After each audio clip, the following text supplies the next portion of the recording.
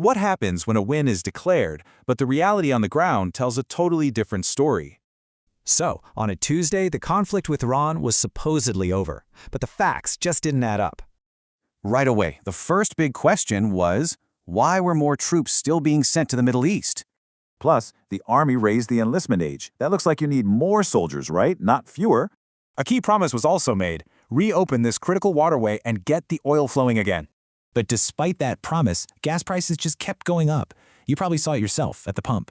Experts were weighing in, saying Iran wasn't about to surrender. They pretty much predicted a stalemate.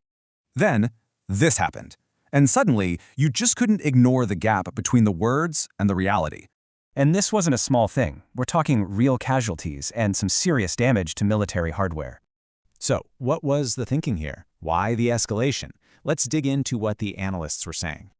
Well, one analyst argued the whole conflict was based on claims that were, never actually proven. So instead of collapsing, Iran got resilient. They started using their own location as a weapon, basically. This whole situation left the US kind of stuck, in a box, with really limited diplomatic moves. See, this whole thing started as what experts call a war of choice. The US chose to get in.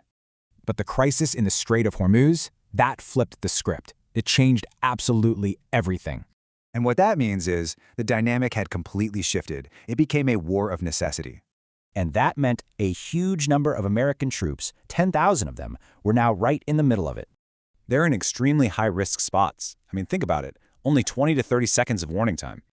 So that leaves us with this one huge critical question. What is the mission for those troops now?